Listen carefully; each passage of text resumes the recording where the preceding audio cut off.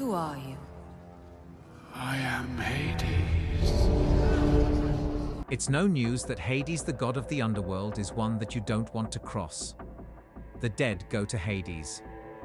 Therefore, the ancient Greeks feared Hades so much that even uttering the name was believed to hasten an early death. Though he rules the mythical realm of the dead, does that make him truly evil?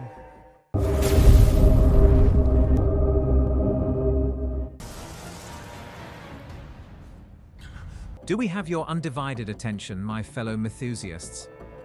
Because you are in for an intriguing journey into Greek mythology.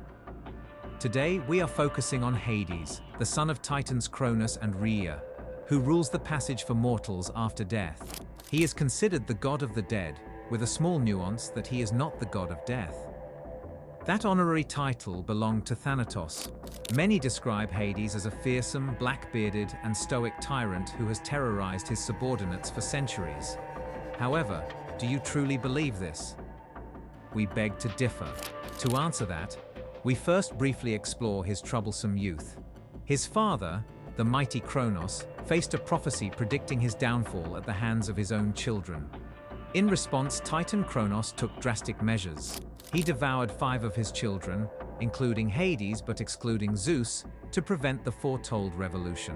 Little did Kronos know that sparing Zeus from this grim fate would ultimately become his greatest mistake. After persuading Kronos to disgorge his siblings, Zeus and his 2 brothers waged war against their father and overtook him. Following Kronos' downfall, Zeus, Hades, and Poseidon drew lots to determine who would rule the sky, the sea, and the underworld. Zeus emerged as the ruler of the sky and king of all the gods, Poseidon as the god of the sea, and Hades got the worst deal and became the ruler of the underworld. Hades was the eldest of the 3 male gods, and he drew the shortest straw, becoming the ruler of the dead and the afterlife. Suspecting his brothers of cheating, as ruling Olympus seemed more desirable, he opted for peace over war. Rather than sparking a heavenly dispute, he chose to let the divine dice fall where they may. Within a distant palace adorned with precious metals rivaling Olympus, Hades ruled, guarded by his lovely companion, the vicious 3-headed beast Cerberus. In most Greek stories, Hades is pictured as dark-bearded god, adorned with a helmet, wielding his bident, a 2-pronged pitchfork, with a clear distinction from the 3-pronged staff of Poseidon. His name became synonymous with the hellish domain deep beneath the earth, where departed souls scream, and pain was their currency. Plato observed the Greeks, out of fear, often whispered the name Pluton, connecting to his other title as the god of wealth, given his dominion over the underworld and its riches. A formidable deity, who only cared about collecting souls and expanding his realm. Yet, amidst his underworld focus, Hades occasionally ascended to Mount Olympus for vital matters in his divine domain. When a person dies, Hermes, an Olympian deity, comes to collect their soul, as long as they were buried together with a coin. The boatmaster of the underworld, Charon, then crossed them over the river Styx and Charon, taking the coin as payment. However, for those who died and were buried without a coin, those were expected to become trapped in limbo, a realm situated between the underworld and the world of the living. The unfortunate perspective of a soul condemned to eternal suffering, always yearning, and never finding fulfillment, is truly distressing. Only those who had completed the burial rites were allowed to pass through the gates of the underworld, and it's Cerberus who grants the entrance. But note that he only allows a soul to enter, and once in, you can never leave. Upon entering the underworld, they would be faced with the 3 judges of the Greek underworld, Rhadamanthus, Iacchus, and Minos. It's believed that these 3 judges were offspring of Zeus from mating with human females or female deities of low status. In all of this, you might be wondering if Hades ever took a liking to any romance? Indeed he did. Persephone, the bright daughter of Zeus and Demeter. Back then, it didn't matter that they were related. Yet, to make her his eternal companion, Hades resorted to a misguided strategy, kidnapping her and tricking her into staying in the underworld by letting her eat seeds of a pomegranate fruit. Despite the shadow cast by this abduction, the god of the afterlife proved to be more than a morbid figure. Amidst the shadows of his realm, Hades meticulously attended to his duties, treating all souls, especially women, with respect. His devotion, however, shone brightest with Persephone. In the quiet depths of the underworld, he transformed into a loving husband, treating her as a queen.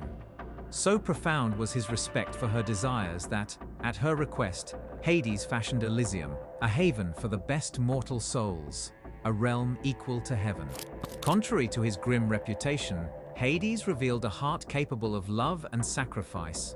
The tale of his union with Persephone unraveled into a narrative of complexity, showcasing the transformative power of love and the enduring commitment that defied the myths surrounding the god of the underworld. Hades has been featured in a lot of Greek mythology tales, the most popular being the story of Hercules and Cerberus. Hercules was given 12 tasks by King Eurystheus, and the last and most deadly of them was to kidnap Cerberus.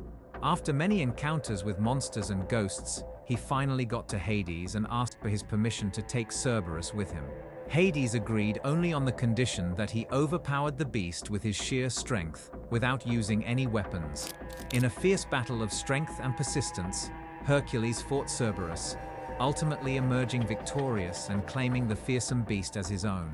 However, upon catching wind of the defeated guardian, King Eurystheus grew fearful and urgently requested the return of the formidable creature. This is one of the many times that Hades helped others to get their wishes fulfilled. And if anything, it shows he isn't a ruthless god after all. He helped individuals and gods who came to him in their time of need. They only had to prove themselves worthy. Consider the profound influence and popularity of Hades in Western media, movies, and games where he is often portrayed as a villain or the antagonist. Despite acquiring a reputation of a dark and sinister deity, his character is nuanced, extending beyond mere malevolence. As the god of the underworld, his realm reflects aspects of balance, justice, and the inevitability of mortality. Hades is unique among the Greek gods. He never initiates pointless conflicts and, even in the face of suspected cheating, chooses peace over war. Remarkably, unlike his divine equals, he is entirely devoted to his wife.